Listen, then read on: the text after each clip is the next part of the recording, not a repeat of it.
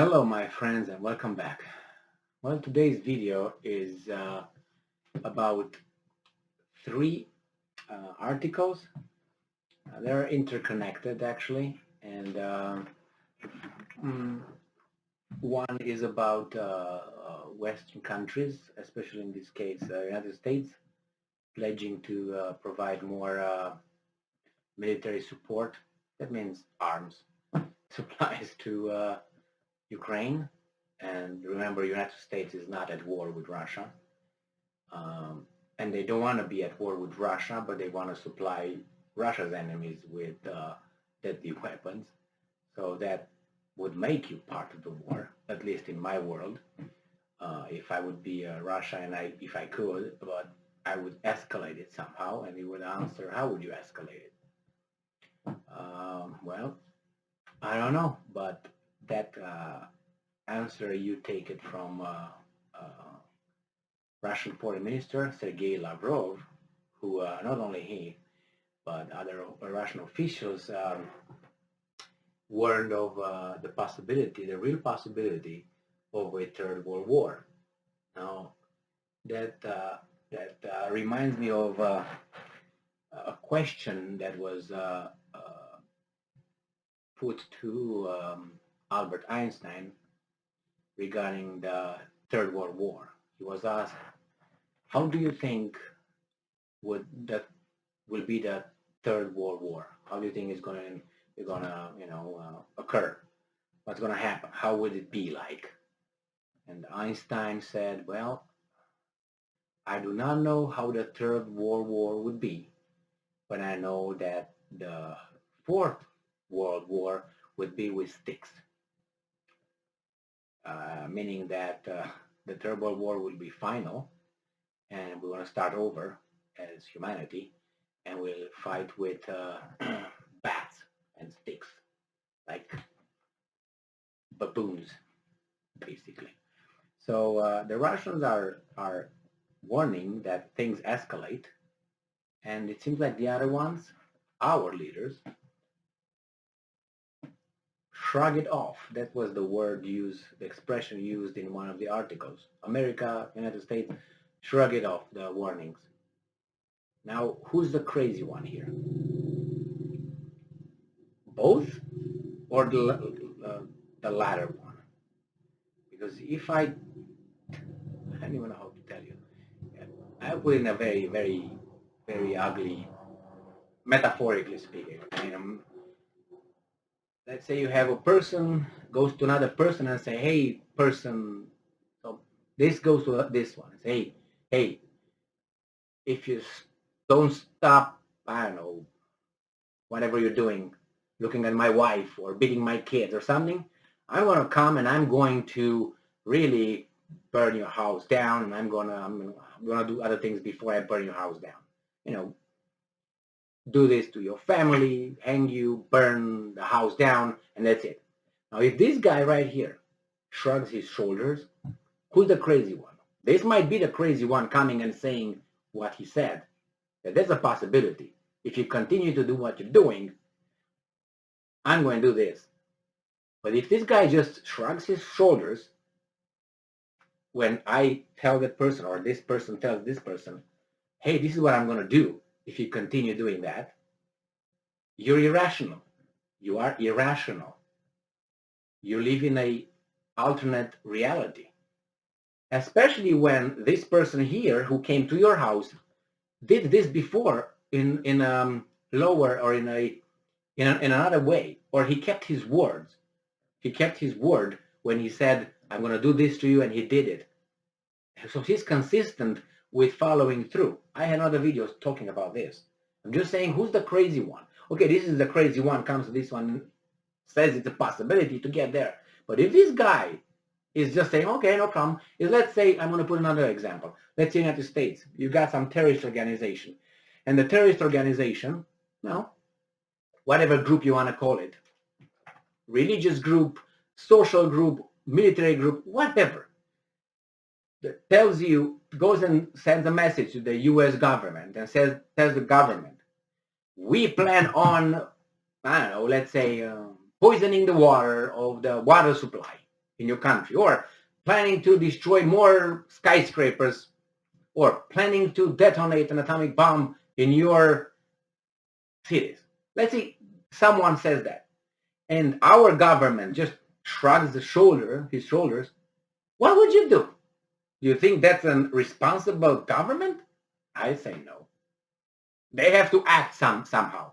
Catch those guys and take care of them. Go and negotiate with a terrorist. Do something about it. You don't just say, okay, whatever, man. You can say, yeah, but in the meantime, he's trying to destroy, covertly Russia, through the arms supply and so on. Yeah, you can say that. But you see, I do this to you, and the guy says, gonna say, no, I'm gonna come and I'm gonna burn the house. So it's not like the same thing. It's. Let me just go over the three articles here. And the thing is, the Russians, as of now, are targeting the supplies, the arms supplies, where they are located, the trains or whatever, the routes. This is what they do as of now. But that would end probably when they either gonna get overwhelmed by it, if that's true. If indeed the Western countries, I have questions regarding that, just so you know. I just raise a question. I'm not certain that they really supply Zelensky or the Ukrainians with what they say they supply. I don't know. I have doubts. That's me. Okay, maybe I'm an idiot, but nevertheless, the idiot is going to give his opinion here. And my opinion is I have doubts. All right, that's me.